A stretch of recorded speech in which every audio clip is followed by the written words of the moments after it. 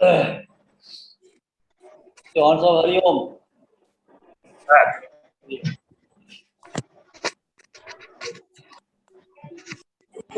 दादा welcome. Hariom sir. Hariom Hariom. नमस्कार नमस्कार।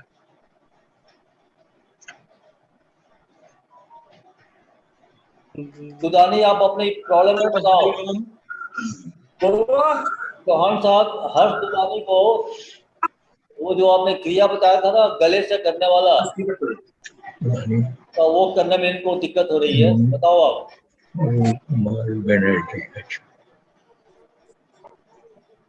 नमस्कार सर, हरिओम। हरिओम।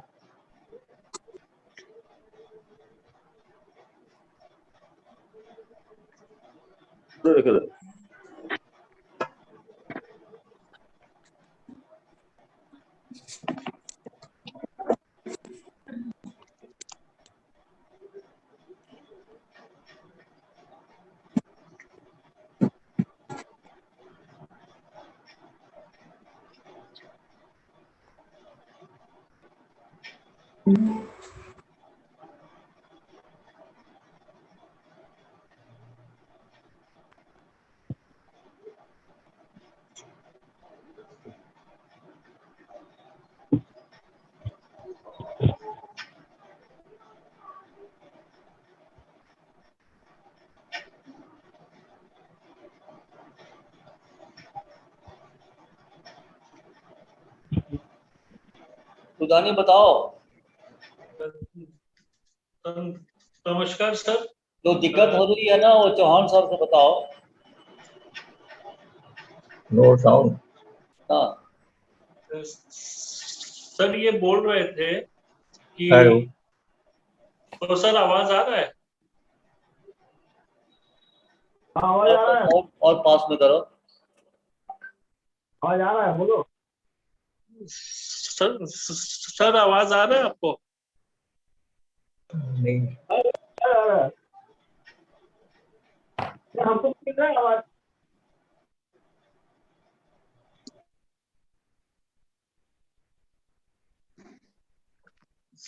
सर आवाज आ रहा है आपको? अभी आवाज तो ठीक है। चौहान सर आवाज आ रहा है? तो देखिए अपने साइड में आपका स्पीकर का क्या पोजीशन है। पारुल, पारुल।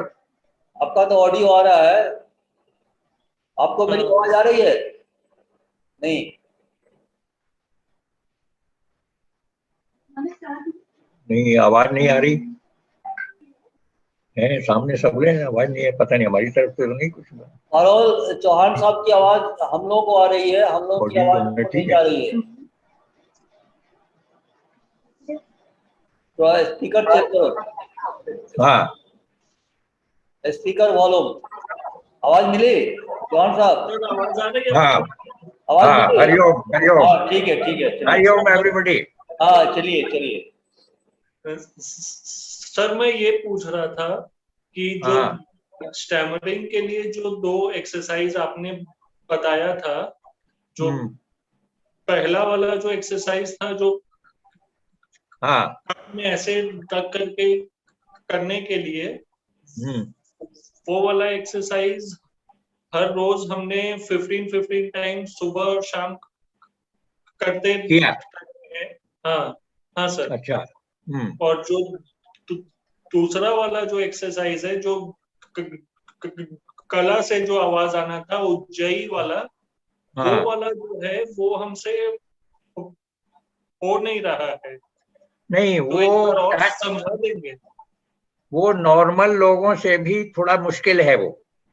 अच्छा। It takes time. It takes time because constriction of air passage by will. It is not because there is nothing here to force it to constrict.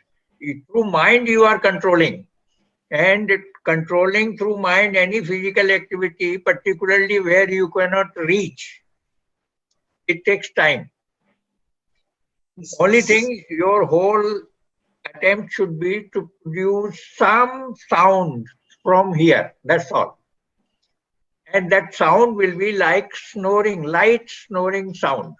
हल्की खर्राटे की आवाज, वो निकालने की कोशिश करनी है आपको। Sir but the thing is जो हमारे साथ हो रहा है वो जब हम नोज से सांस अंदर खींच रहे हैं और मुंह नहीं, बंद करके, श्वास अंदर अंदर खींचने के समय नहीं, श्वास छोड़ने हाँ के सर, समय, हाँ तो श्वास जब छोड़ने के समय वो आवाज आनी चाहिए। मुंह बंद रख करके सांस बाहर छोड़ रहे हैं तो हाँ मुंह हाँ। फूल जा रहा है, मुंह फूल जा रहा है, बट नहीं तो वो आवाज नहीं आ रहा है। नहीं नहीं, श्वास तो नाक से ही निकलेगी, अच्छा श्वास मुंह से नहीं निकालनी है, श्वास तो नाक से अच्छा निकलेगी। यहाँ आपको वोकल कॉर्ड को एक्टिवेट करके वो लाइट स्नोरिंग साउंड निकालनी है। अच्छा श्वास लेने और छोड़ने का रास्ता नाक ही है, मुंह नहीं। ओ श्वास तो आप नाक से ही लेंगे और नाक से ही छोड़ेंगे, सर आवाज यहाँ से निकालनी है। श्वास जब आप श्वास छोड़ रहे हैं, that time you should concentrate in this area and produce that sound by constricting your air passage.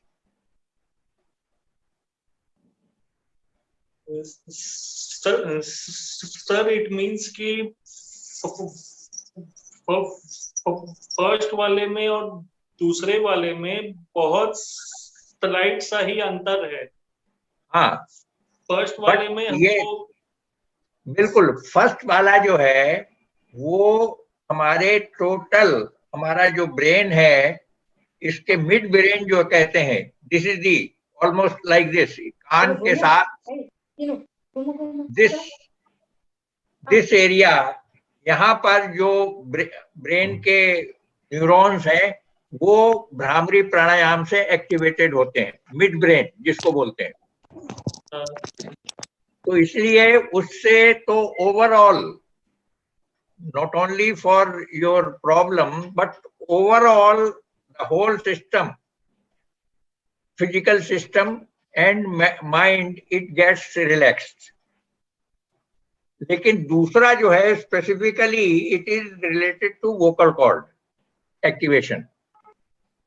Okay अच्छा, ओम उच्चारण करने के समय भी जो है भ्रामरी में नहीं होगा, वो ओम उच्चारण जब हम करते हैं उसमें आ उ म, ये 3 मात्राएं हैं। तो आ जब हम बोलते हैं तो आ इज द फर्स्ट साउंड, हमारे जो क्या बोलते हैं वर्णमाला है, इसके उसमें पहला अक्षर आ है।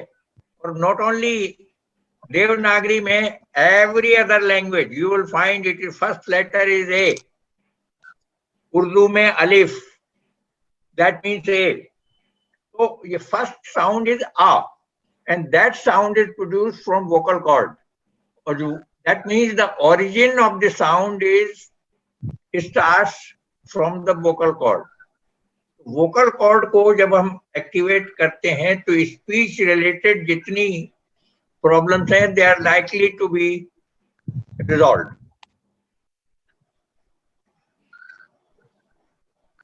चलिए हम लोग अब शुरू करते हैं।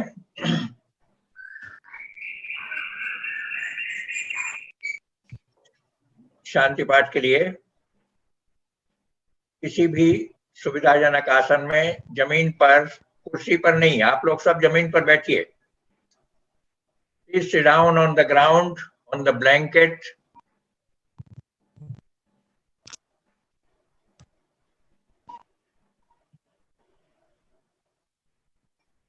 Spine straight and vertical.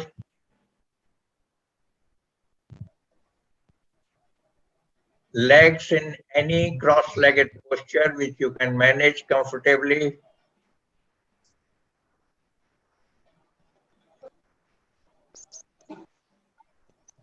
Stop all body movements.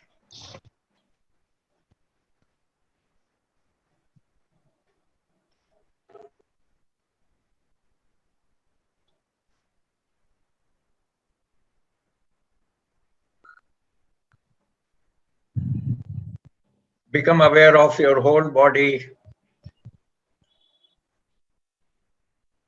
Try to see your try to feel today a little different. Try to feel each of your organ of your body mentally. Start from right hand fingers, left hand fingers. Feel with your closed eyes how your fingers are there. Feel them as intently as you can. Your wrist, right wrist, left wrist, right elbow, left elbow,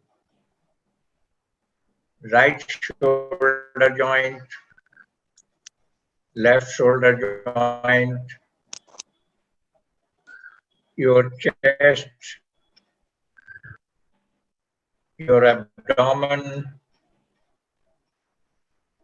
whole of your back, your head,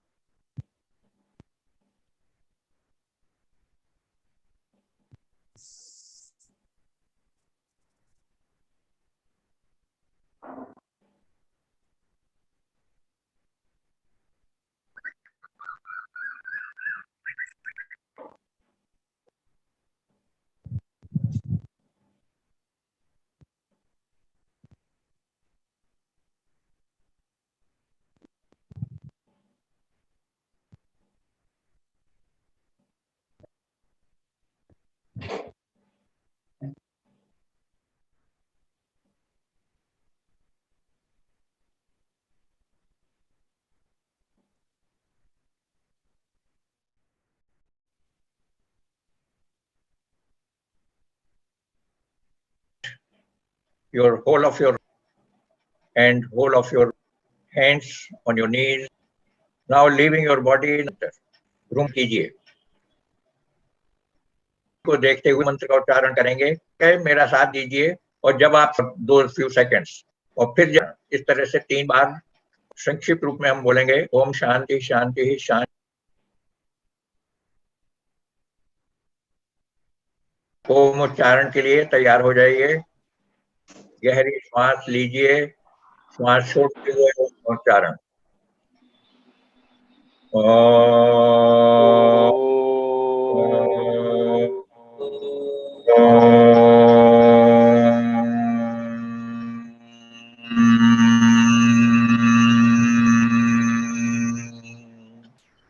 फिर से श्वास लीजिए।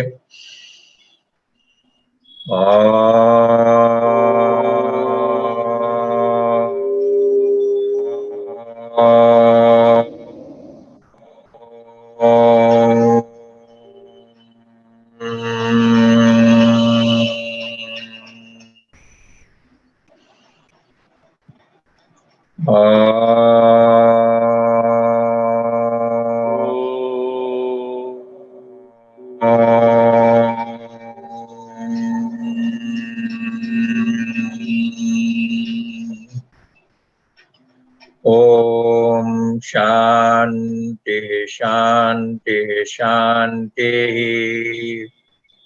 दोहराइए।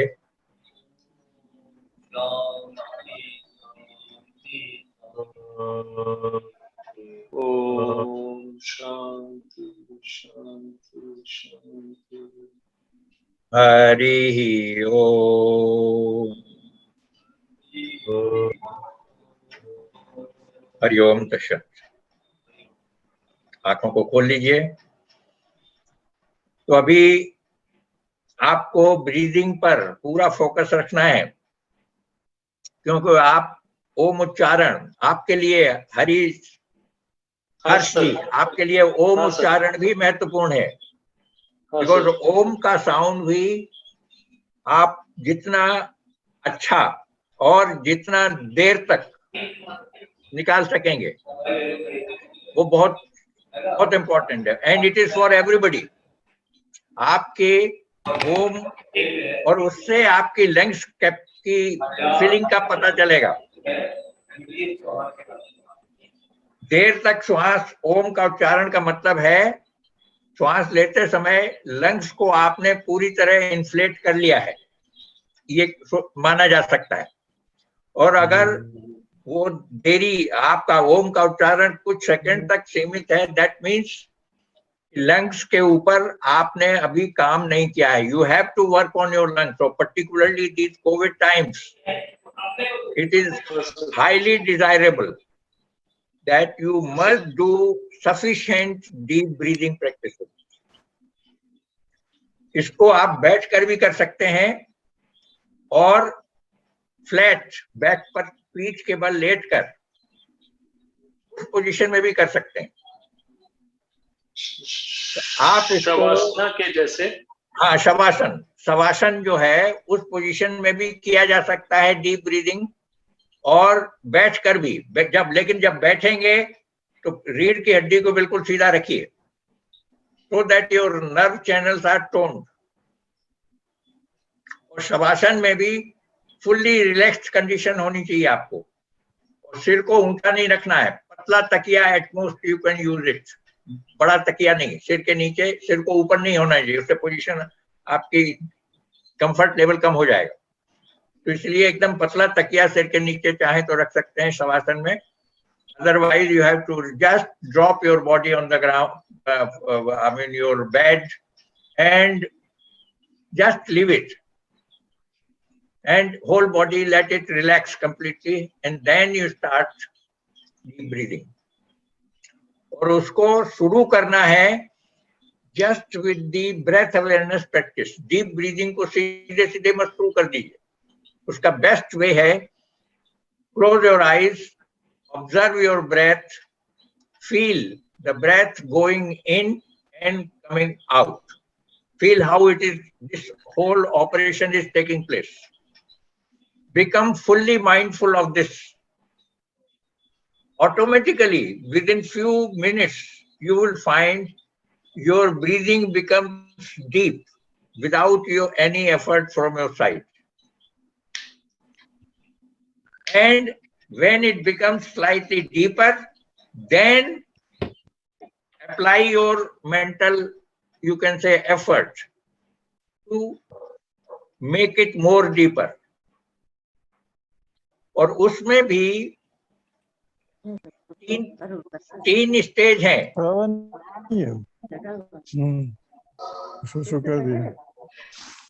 रजत साहब का video नहीं आ रहा है। हैं? हाँ, मैं कोशिश कर रहा हूँ लेकिन हो नहीं पा रहा मुकेश साहब। और कोई बात नहीं, प्रयास कीजिए, कोई बात। आवाज तो मिल रही है ना आपको? आवाज तो मिल रही है ना? सब दिख रहा है ना?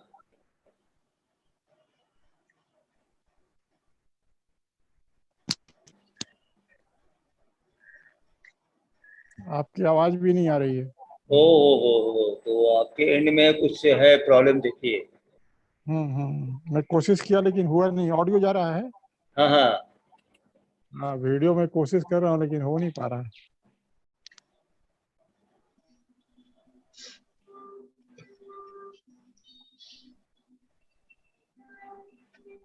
ठीक है, प्रोग्राम चलने दीजिए। ठीक है।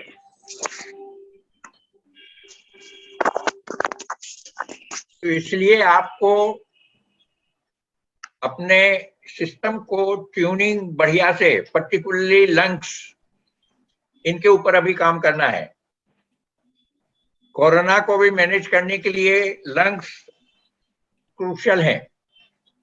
तो इसलिए आपको डीप ब्रीदिंग में अपने को, अपनी पैठ बनानी है। You have to go on improving inflation and deflation of your lungs. और उसमें एब्डोमिनल ब्रीदिंग उसको कहा जाता है। जो हमारा आसन प्राणायाम मुद्रा बंद पुस्तक है, अगर आप में से किसी के पास है तो उसमें पढ़िए, एब्डोमिनल ब्रीदिंग कहा गया है। नॉर्मल, दैट मीन्स यहां से श्वास जब जाती, मैंने आपको प्रैक्टिस में भी बताया, when you breathe in the air enters like this and it comes through throat, chest, it goes up to your abdominal area and your abdominal muscles get inflated. पेट आपका फूलता है।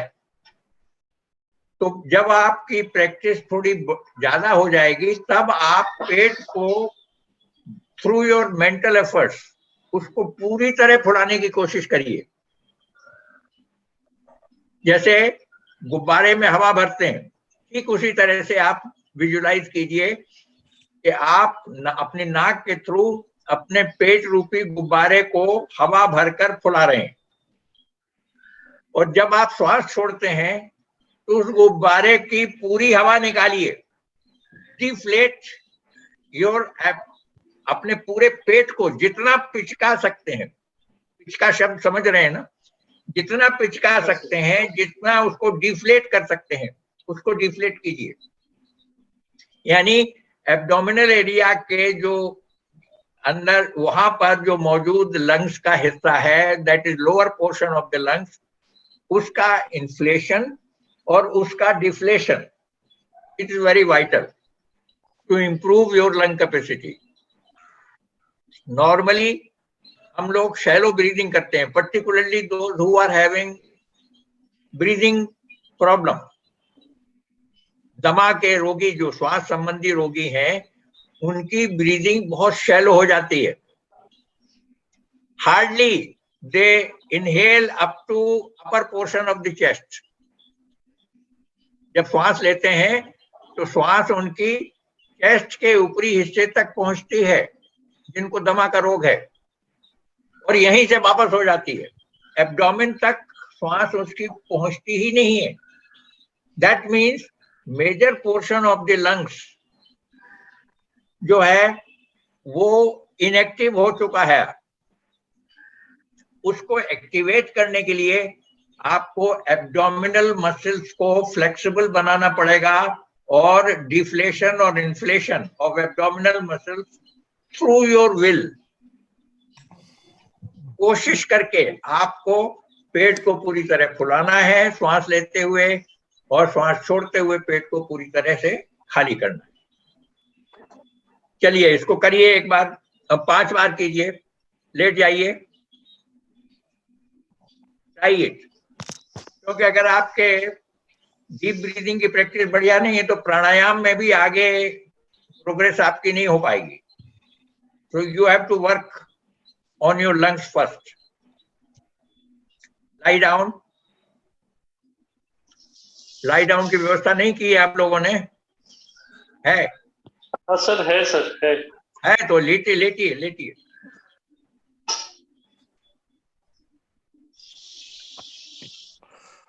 खाली सुन के काम चलाइए। अभी आंखें लेट जाइए, चुपचाप आंखों को बंद करिए।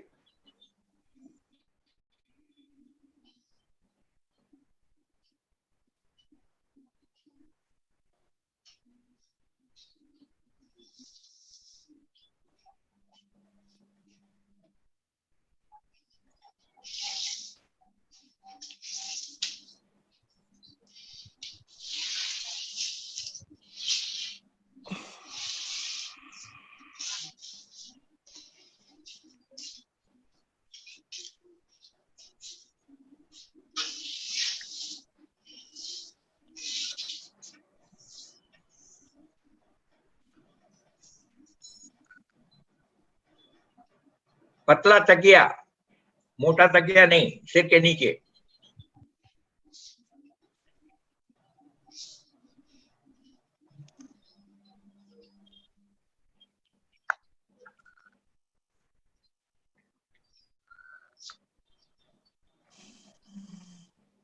हाँ, चश्मा घड़ी वगैरह सब उतार दीजिए। चश्मा उतार लेंगे।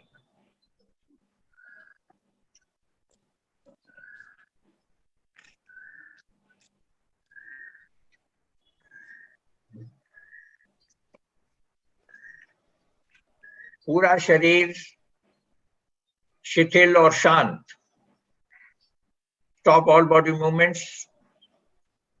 हाथों को शरीर से लगभग 8 से 10 इंच दूरी पर रखिए। उंगलियां ऊपर की ओर, हथेलियां छत की ओर, मुट्ठी आधी खुली हुई। पैरों के बीच में लगभग 1.5 फीट का फासला। Separate your feet by about 18 inches. सिर को एकदम सीधा रखिए, आंखें बंद, पूरे शरीर का ख्याल।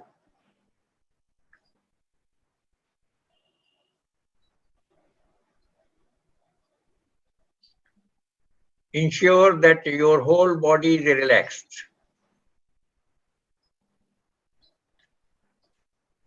अब अपनी श्वास का ख्याल कीजिए। Become aware of your normal spontaneous breathing.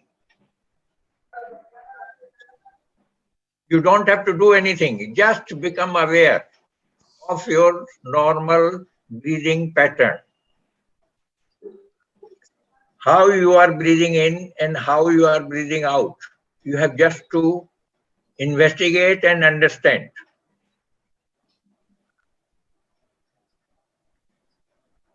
Follow the breath. You can say follow the breath through your mind. That means put your mind as a personal security guard to your breath. Wherever breath goes, your mind should be going with it.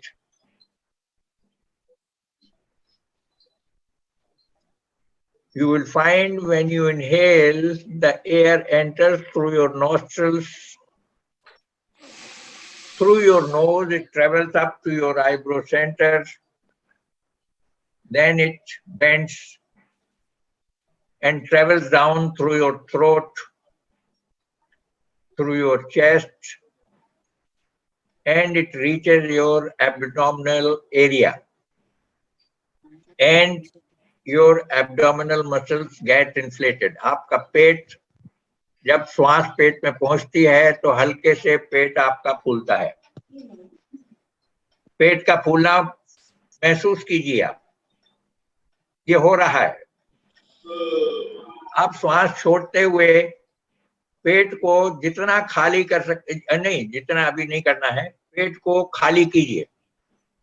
खाली होते हुए देखिए, कीजिए नहीं।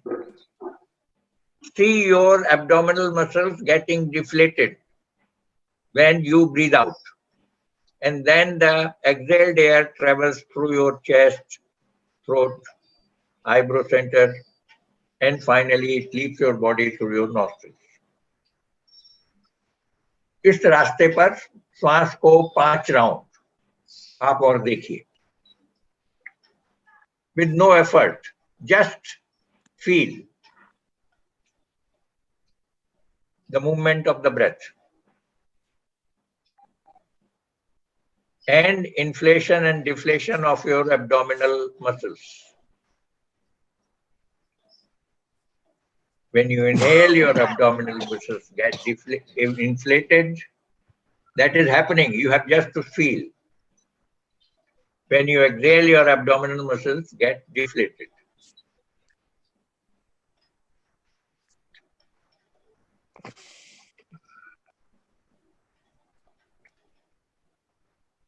Five rounds.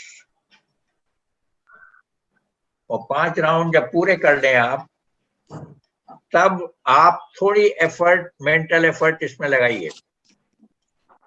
Follow तो breath को करना ही है, उसमें कोई चेंज नहीं करना है। खाली जब श्वास पेट तक पहुंचती है, तब आप कोशिश करके पेट को फुलाइए, जितना फुला सकते हैं आराम से। बहुत ज्यादा ताकत लगाने की जरूरत नहीं है। कंफर्टेबली जितना आप पेट को फुला सकें फुलाइए श्वास लेते हुए, और फिर श्वास छोड़ते हुए पेट को जितना पिचका सकते हैं, खाली कर सकते हैं, उतना खाली कीजिए।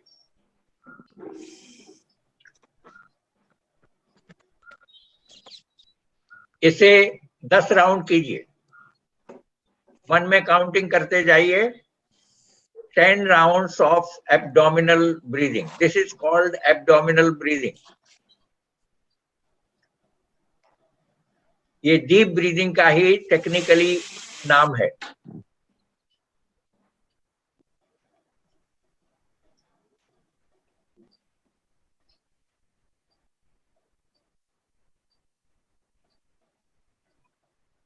लेकिन ख्याल रहे, इन्फ्लेशन और डिफ्लेशन आपको अपनी सामर्थ्य के अनुसार करने की कोशिश करनी है। आपको अपनी सामर्थ्य बढ़ानी है और सामर्थ्य धीरे धीरे बढ़ती है।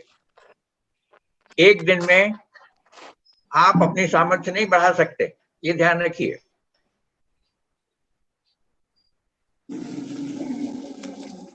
You have to bring about improvement in your stamina day by day.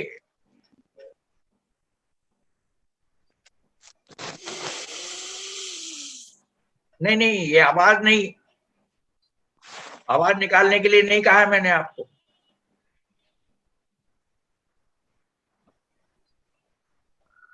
Let the breathing be silent.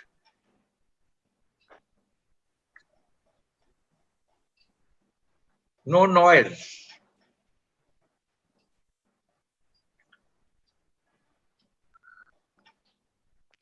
Ten rounds.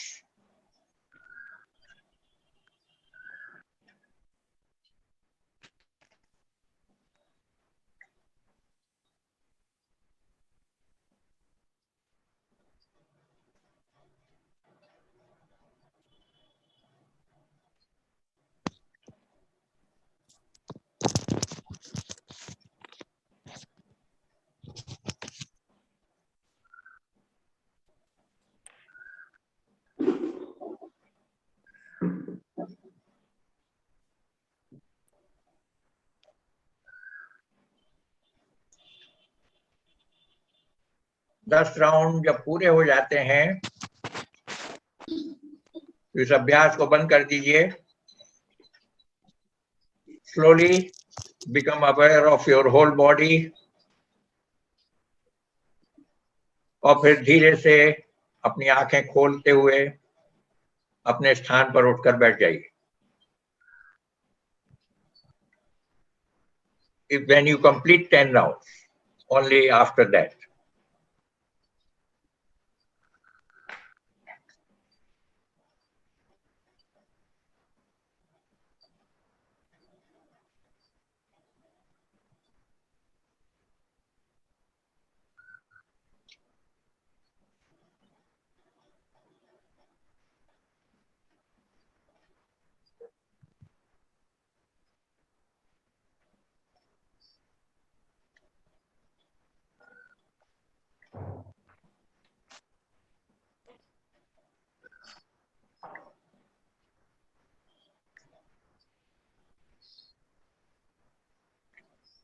When you complete 10 rounds, please sit down slowly.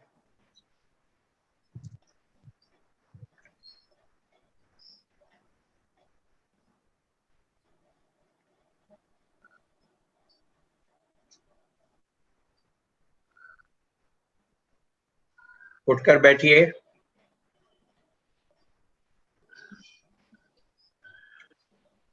हर्ष, सो गए क्या? एक और बाकी है। हाँ सर, एक अच्छा और ठीक है, अच्छा ठीक।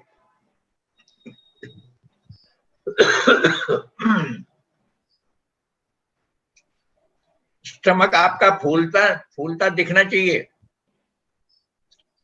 एब्डोमिनल मसल्स, उनका राइज और fall, it should be visible.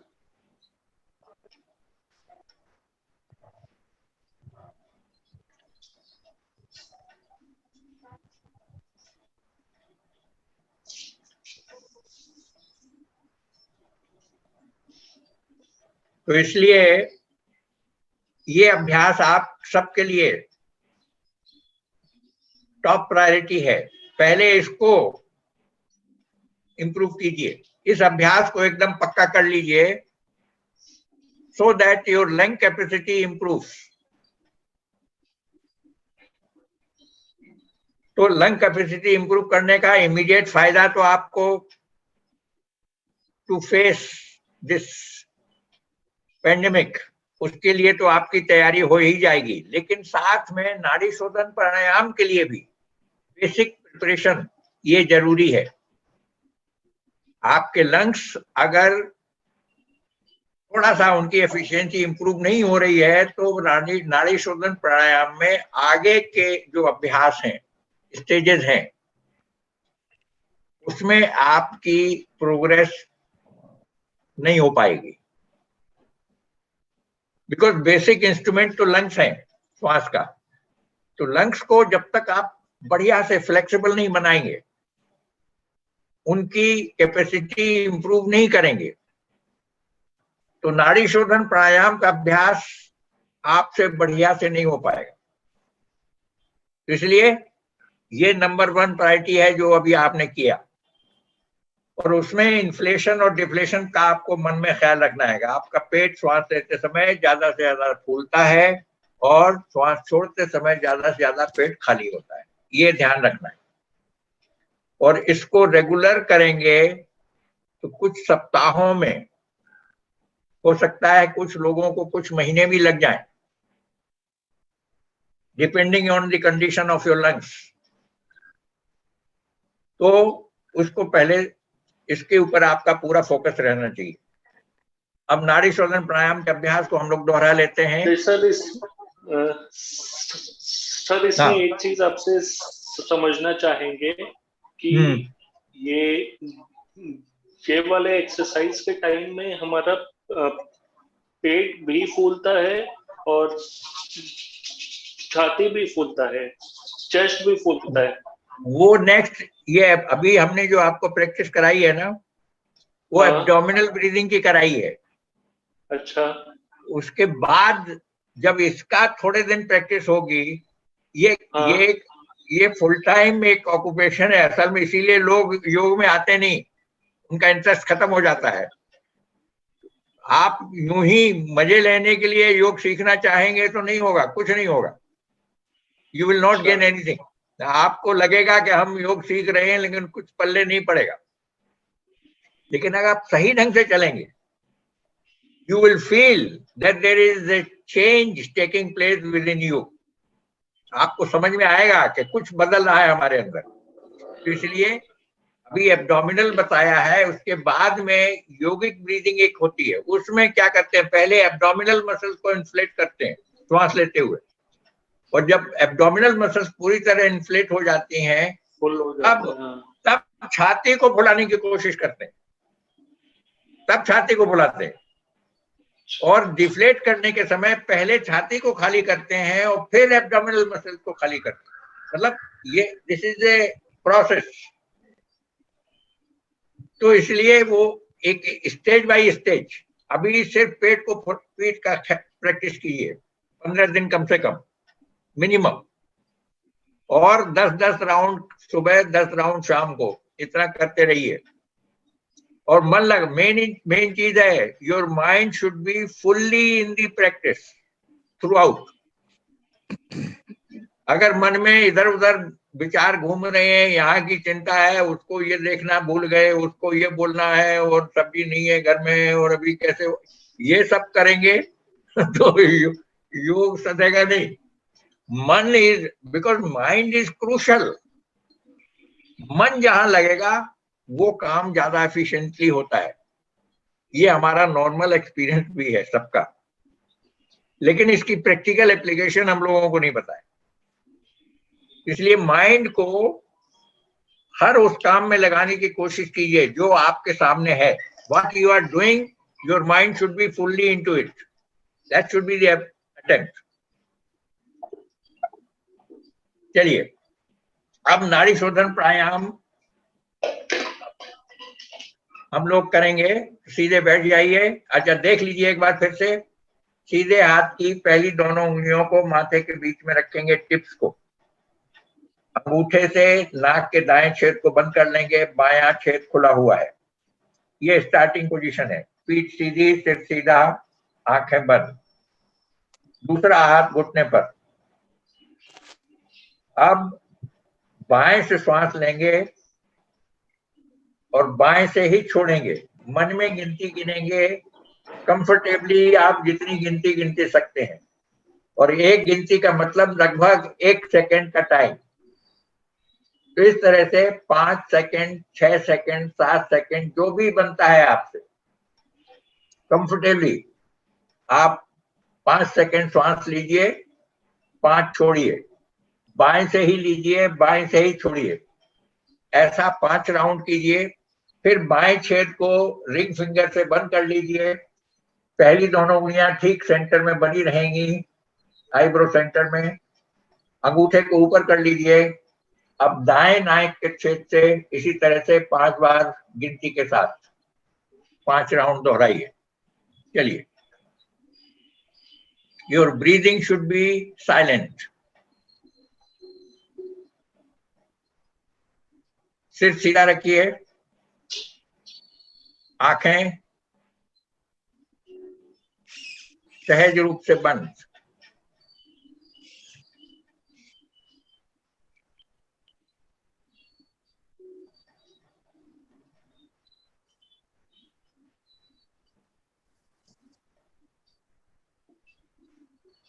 First, complete 5 rounds from through your left nostril, and then complete 5 rounds through your right nostril, counting the same number mentally throughout. No sound while breathing in and breathing out.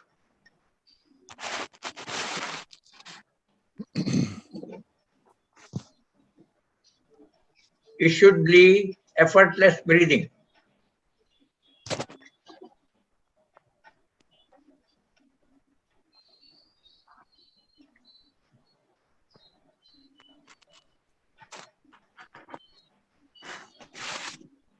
जब दोनों से 5-5 round पूरे हो जाएं, तब alternate nostril breathing counting के साथ शुरू कर सकते हैं। उंगलियों को माथे में, पहली दोनों उंगलियों को माथे पर ही मेरी पोजीशन, हाथ सीधे हाथ की पोजीशन बनाए रखिए। और फिर बाएं से श्वास लीजिए, काउंट कीजिए मन में। फिर बाएं को बंद कर लीजिए, दाएं से छोड़िए, काउंट कीजिए मन में, सेम नंबर, सेम स्पीड। फिर दाएं से लीजिए, काउंट कीजिए, सेम नंबर, सेम स्पीड। फिर बाएं से छोड़िए, सेम नंबर, सेम स्पीड। ये हुआ 1 राउंड। इस तरह से 5 राउंड पहले कीजिए।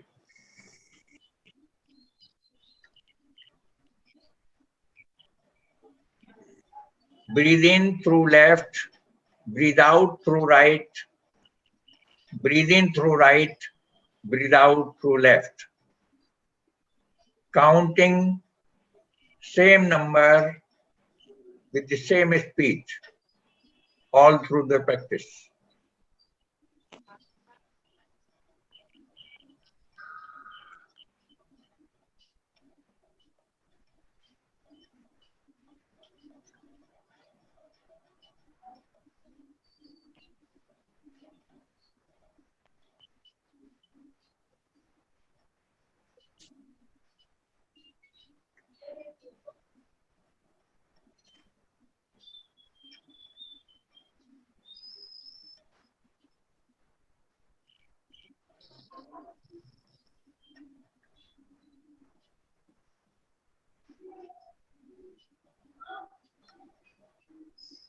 When you complete, lower your right hand, keeping your eyes closed.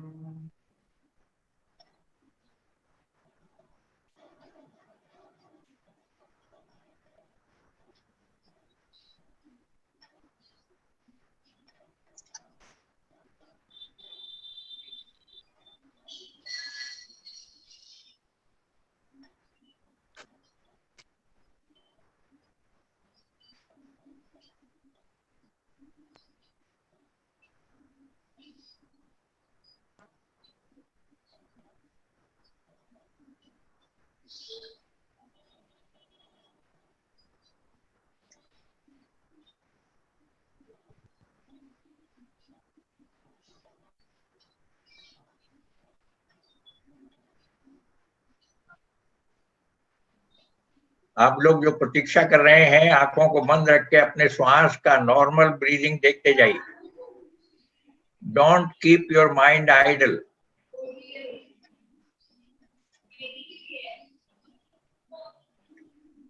हर्ष जब फ्री होंगे तो मैं आपको बताऊंगा. तब तक आप अपने श्वास को देखते जाइए mentally. Normal breathing, keep witnessing.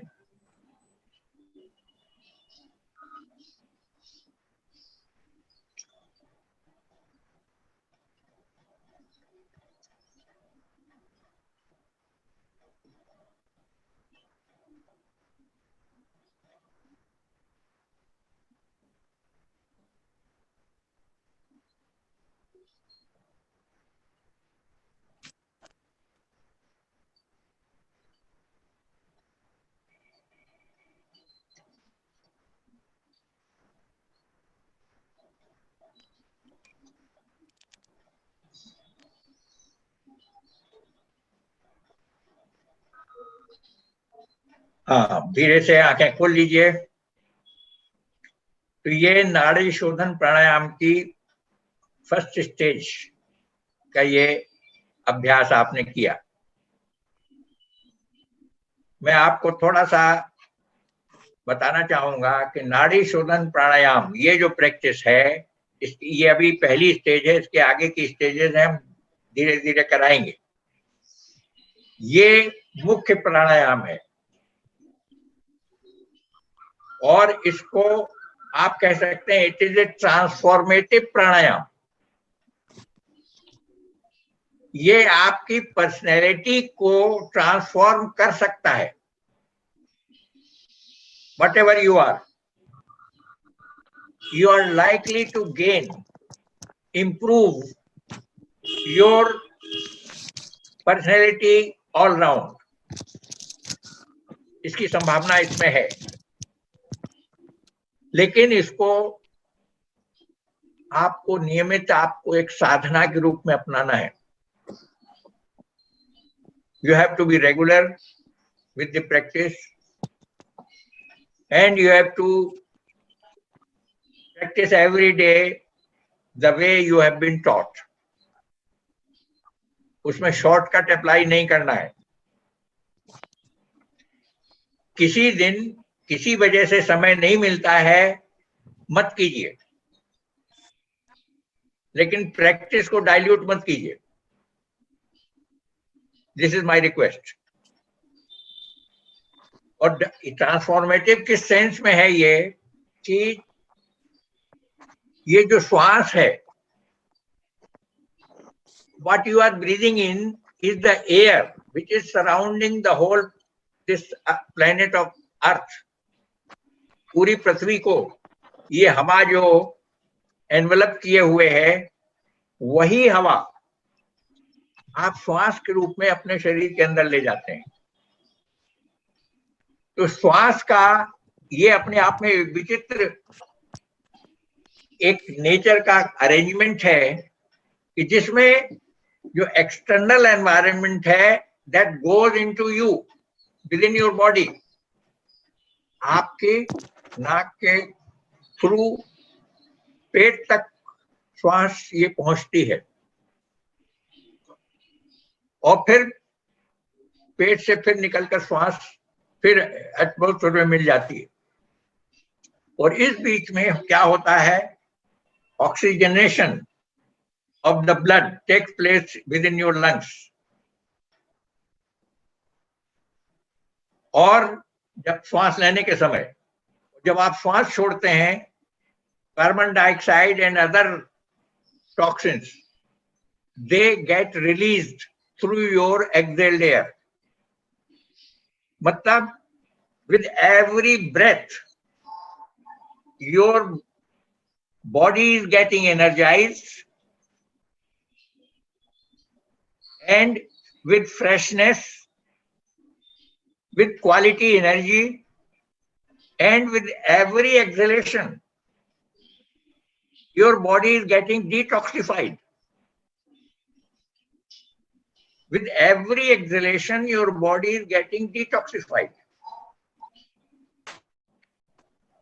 So how this system, the breathing, what an important vital role it is playing. But only thing, none of us are aware of it. We don't know. योग में आने के पहले मैंने भी नहीं जाना कभी ये सब कुछ हो रहा है, क्योंकि जो हो रहा है उसकी अवेयरनेस अगर आपको है तो उसके परिणाम कई गुना बढ़ जाते हैं। जब आप अननोइंगली कुछ करते चले जाते हैं उसके परिणाम आपको पूरे नहीं मिलते हैं।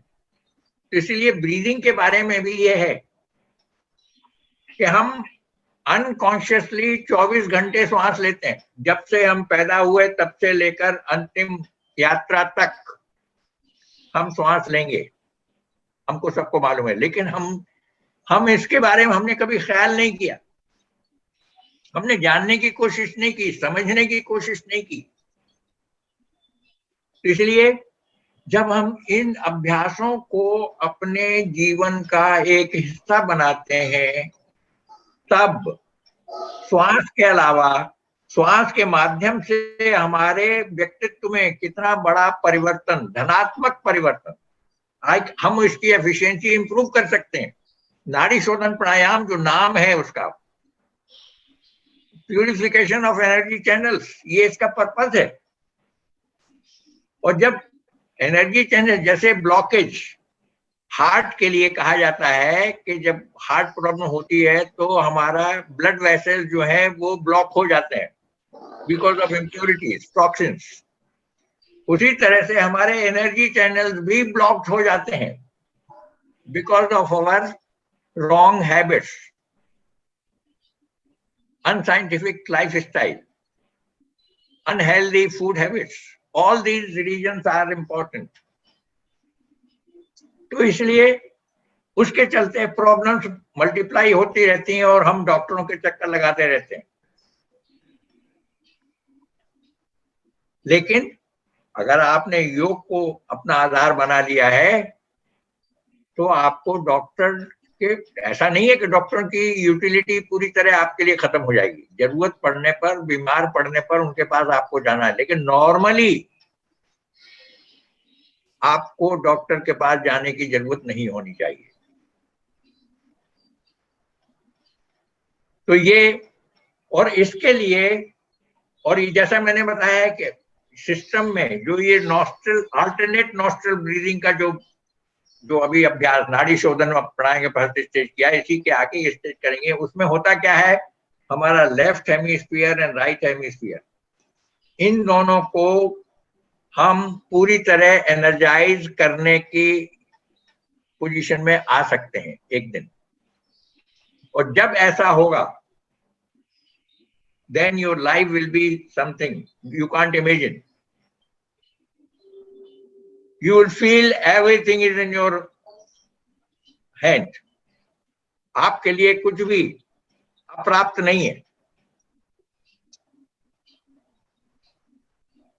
और उस दृष्टि से इसको ट्रांसफॉर्मेटिव प्रैक्टिस आ जाता है। थोड़ा सा हम समय आपको एक योग के और कंसेप्ट को थोड़ा सा आपको हम इनग्रेन करना चाहते हैं कि क्योंकि विचार आपके सही होने चाहिए, समझ आपकी सही होगी, सीखने में ज्यादा मन लगेगा। पातंजलि का नाम आपने बहुत सुन रखा है। ऋषि पातंजलि, ये कहा जाता है कि डेफिनेट उनके बारे में पता नहीं है, लेकिन ऐसा कहा जाता है कि बुद्ध के वो समकालीन थे, कंटेम्पोरेरी ऑफ लॉर्ड बुद्धा। उन्होंने, उनका जो ग्रंथ है पातंजलि योग सूत्र, वो योग का एक बहुत ही महत्वपूर्ण ग्रंथ है। और आपको आश्चर्य होगा, उस ग्रंथ को इतनी छोटी सी मोटी किताब में, उसमें 100 सूत्र करीब, it is, I am not exactly remembering, सूत्र हैं। सूत्र का मतलब है it is like a thread in a garland. There is no explanation. जैसे मैंने पहला सूत्र उनका है अथ योगः अनुशासनम, ये पहला सूत्र है। उसके आगे कुछ नहीं, पीछे कुछ नहीं, मतलब इट इज आप कह सकते हैं संकेत में समझाया गया। अथ मीन्स अब, योगः अब मतलब है कि आपकी योग की एक ट्रेनिंग प्रोग्राम चल रहा था, वो पूरा हुआ, उसके अंत में पतंजलि जी का पदार्पण होता है और वो कहते हैं अथ योगः अनुशासनम। अब योग का आरंभ, वास्तविक योग का आरंभ अनुशासन से शुरू होता है, सेल्फ डिसिप्लिन से। दो दैट मीन्स प्री कंडीशन उन्होंने लगा दी। Yoga practitioners must be ready to discipline themselves first. अगर आप अपने को डिसिप्लिन करने के लिए तैयार नहीं है तो योग आपके लिए नहीं है। ये अप्रोच है पतंजलि की। तो इसी तरह से उनके दूसरे हैं, सब सूत्र हैं। सूत्र में 2 या 3 4 शब्द हैं बस, और कुछ नहीं, नो एक्सप्लेनेशन। साथ में इसको पतंजलि का अष्टांग योग भी कहा जाता है। इसके 8 हिस्से हैं, डिविजन्स हैं। यम, नियम, आसन, प्राणायाम, प्रत्याहार, धारणा, ध्यान और समाधि। यम से योग की यात्रा शुरू करते हैं वो, और समाधि में उसका अंत है। हम थोड़ा थोड़ा इन शब्दों के बारे में आपको बताते हैं। यम का मतलब है basis of interpersonal relationship in the society. व्यक्ति का व्यक्ति से संबंध का आधार क्या होना चाहिए, उसमें 5 शब्दों का उन्होंने चयन किया है। पहला सत्य, अहिंसा, अस्तेय, अपरिग्रह, ब्रह्मचर्य। व्यक्ति को योगाभ्यासी के लिए ये शर्तें हैं। आरंभ वहां से शुरू हो रहा है कि आपको सत्य के प्रति अपनी निष्ठा रखनी है। You should be truthful, it is very important. आपको सत्य के साथ अपना जीवन बिताना है, ये संकल्प आपका होना चाहिए। पहला सत्य हो गया। अहिंसा दूसरा है, नॉट टू मन, वाणी, कर्म से, आपके किसी काम से, आपके किसी शब्द से, या आप में मन में उठ रहे किसी विचार से भी आप किसी का बुरा ना सोचें। किसी की हिंसा नहीं करने का मतलब सीधे उसको मारने की बात नहीं है। मन में भी किसी के प्रति हिंसा का भाव नहीं आना चाहिए। आपको एक योगाभ्यासी को अहिंसक वृत्ति का होना जरूरी है। सबके प्रति आपके दिल में प्यार होना चाहिए। तो सत्य, अहिंसा, अस्तेय।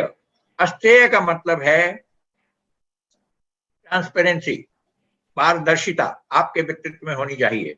आपकी कथनी और करनी में अंतर नहीं होना चाहिए। आप जो बोलें वही बोलें जो आप कर सकते हैं, और आप वही करें जो आप बोलते हैं।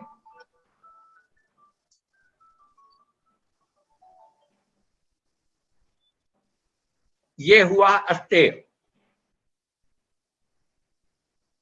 और अपरिग्रह, ये बहुत ही बढ़िया चीज है। परिग्रह तो चाहिए, क्योंकि आप समाज में रह रहे हैं, परिवार के साथ रह रहे हैं, तो you need some accumulation of wealth, something is necessary to run the show। लेकिन अपनी आवश्यकताओं को सीमित कीजिए जिससे आपकी जरूरतें कम हो जाएं। परिग्रह की बहुत अधिक आपको आवश्यकता न पड़े, ये योगाभ्यासी के लिए आवश्यक माना गया है। एक्युमुलेशन जो है वो एक वृत्ति है, उसके विपरीत आपको दिशा में काम करना है। अपरिग्रह। पांचवा है ब्रह्मचर्य। ब्रह्मचर्य का मतलब यहाँ सेलिबेसी भी आप मान सकते हैं, लेकिन वास्तव में ब्रह्मचर्य का मतलब है कि आपके at the back of your mind continuously you should be remembering God और his existence। परमात्मा के अस्तित्व का ख्याल आपके बैक ऑफ द माइंड में हमेशा रहे। ये भी योगाभ्यास के लिए आवश्यक माना गया है। ये 5 यम हुए। इसी तरह से 5 नियम है। नियम का मतलब है पर्सनल डिसिप्लिन के 5 आधार। इसमें है पहला शौच। शौच means purification, detoxification of your body and mind. अपने बॉडी को और माइंड को टॉक्सिन से बचा के रखिए। टॉक्सिन्स आएंगे लिविंग के, नॉर्मल लिविंग के क्रम में toxins will get accumulated. You have to continuously try to eradicate your physical and mental body to detoxify. गलत विचार और फिजिकल टॉक्सिन जितने जहर बनते हैं शरीर में, उनको शरीर को निर्मल बनाने का अभ्यास आपको करना है। ये पहला नियम। दूसरा है संतोष। B contented. हाय नहीं जीवन में होनी चाहिए। दिन रात कमाई की चिंता नहीं। अगर कमाई कम पड़ रही है तो अपनी आवश्यकताएं कम कर दीजिए, लेकिन चैन से रहिए। जितना है उसमें खुश रहिए, परेशान होने की जरूरत नहीं है। इसके बाद अगला है तप। तप means leading a particular discipline set for yourself. आप अपने लिए जो नियम बनाइए उनको कड़ाई से पालन कीजिए। जो कुछ भी अपने लिए नियम निर्धारित करते हैं, खाने पीने से लेकर सोने जागने, जो कुछ भी हो सकता है, इसके लिए अपने लिए नियम बनाइए और उनको अपने ऊपर इन्फोर्स कीजिए। देन नेक्स्ट इज स्वाध्याय। अपने को बराबर रिफ्लेक्ट करते रहिए, अपनी एक्टिविटीज को मॉनिटर कीजिए। और उसके लिए हमारे गुरुजी कहा करते थे कि सोते समय when you go to bed for sleeping, 5 minute आपने जब से नींद खुली तब से लेकर उस समय तक क्या क्या किया, रिव्यू कीजिए अपनी एक्टिविटीज को। आपने क्या क्या किया, कुछ गलत किया होगा, कुछ आपने झूठ भी बोला होगा, कुछ आपने और भी गलत काम किए होंगे, हो सकता है। अच्छे किए हैं उनको भी याद कीजिए, जो आपने गलत काम किए हैं उनको भी याद कीजिए। और सोने के पहले ये संकल्प लेकर सोइए कि जो काम हमने अच्छे किए हैं उनको कल से मैं थोड़ा और ज्यादा करूंगा, और जो मैंने गलत काम किए हैं कल से मैं उन्हें नहीं करूंगा, या कम से कम उसमें रिडक्शन लाऊंगा। ये जो सेल्फ एनालिसिस है इसको कहते हैं स्वाध्याय। और अंत में है ईश्वर प्रणिधान। यहां ईश्वर प्रणिधान का मतलब है कि ये पूरी सृष्टि जो है, ये the whole creation is produced by God, managed by God. Who is God? That makes no difference. But there is some force, somebody is there, some superior authority is there who is controlling everything. यानी आदमी को अपने ऊपर बहुत ज्यादा अपने को नहीं समझना है। यानी हमेशा देखिए कि आपके ऊपर कोई बैठा हुआ है, ये विचार मन में लाइए। आप ऐसा बनने का प्रयास कर सकते हैं, लेकिन आप वो नहीं हो सकते, आप वो नहीं है। So there is someone, somebody, somewhere who is organizing and controlling everything. ये है ईश्वर प्रणिधान का कंसेप्ट। इस तरह से 5 नियम, 5 यम 5 नियम के बारे में हमने संक्षेप में बताया। अगले दिन हम लोग फिर समय निकाल के इस पर आगे आपके प्रश्न अगर कुछ हो सकते हैं तो हम चर्चा करेंगे। और आगे का थोड़ा सा हम और बता देते हैं। चौहान साहब, आपका टाइम भी देखिए, 7 बजे से हाँ, आपका बिहार स्कूल ऑफ योगा वाला भी है। हाँ, अभी 5 मिनट में मैं चेक करता हूँ। तो उसके बाद में आगे वो कहते हैं यम नियम, तब कहते हैं वो आसन।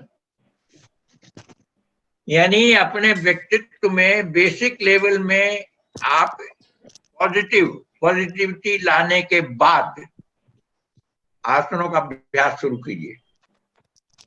ये क्रम है पतंजलि के अनुसार। तो पहले आसन, उसके बाद प्राणायाम। ये क्रम को तोड़ने की जरूरत नहीं है, आपको वो फॉलो जब आप करेंगे देन आपकी प्रोग्रेस इंश्योर्ड है। और प्राणायाम के बाद में फिर कहा है प्रत्याहार। प्रत्याहार का मतलब होता है deep relaxation of the body and mind. आसन और फिर प्राणायाम। प्राणायाम के अभ्यास के बाद में आपके अंदर वो क्षमता पैदा होगी कि आप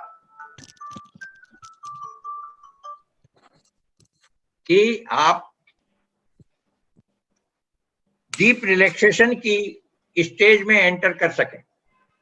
बिकॉज जब तक आपके सिस्टम में थोड़ा बहुत इंप्रूवमेंट नहीं होगा, फिजिकल एंड मेंटल लेवल में जब तक आपकी पैच नहीं बनेगी थोड़ी बहुत, तब तक रिलैक्सेशन को आप एंजॉय करने की स्थिति में नहीं हो सकते।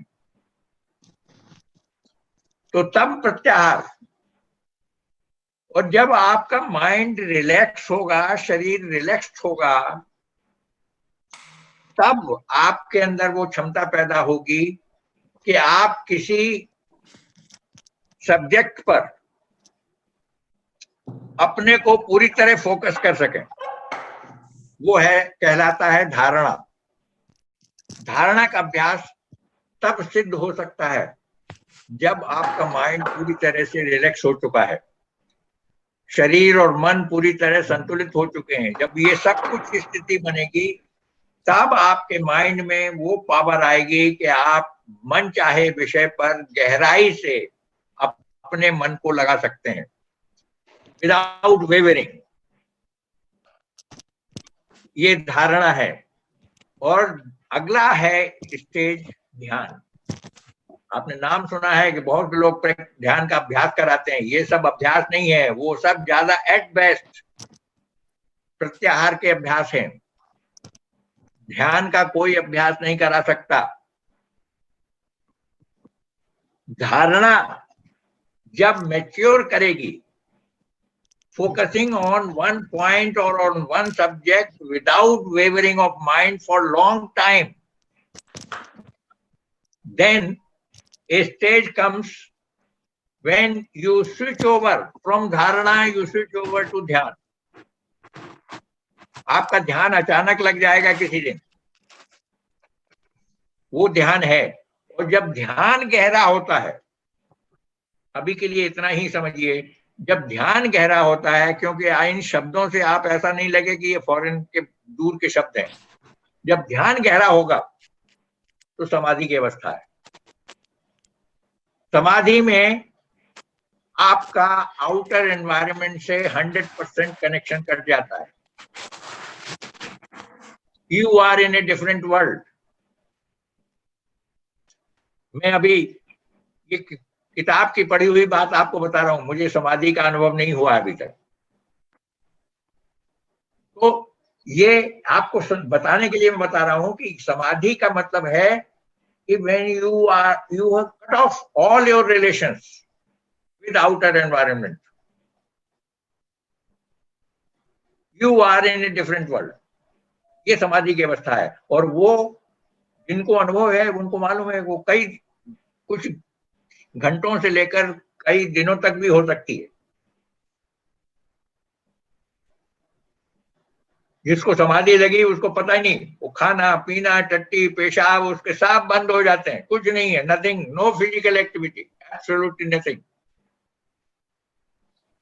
उसको फिर खाने इन चीजों पर निर्भर होने की जरूरत नहीं है। समाधिस्थ व्यक्ति का मतलब है प्रकृति के नियमों के पार जा चुका है, वो not bound by physical needs. तो ये पतंजलि का अष्टांग योग संक्षेप में आपको बताया। आज के लिए इतना ही, हम लोग हरिओम दर्शक। Hariom. Thank you sir, thank you. अब अगले मंडे को, अगले मंडे नेक्स्ट को, मंडे, ठीक है। इस बीच में लेकिन आप अपनी प्रैक्टिस जो बताया है वो जारी रखिए, आपकी प्रिपरेशन में कमी नहीं आनी चाहिए, तभी तो फायदा होगा अगले मंडे को। हाँ, अदरवाइज कोई मतलब नहीं है सीखने का। If you don't practice then there is no gain. चलिए, हरिओम। हरिओम। Hariom, thank you.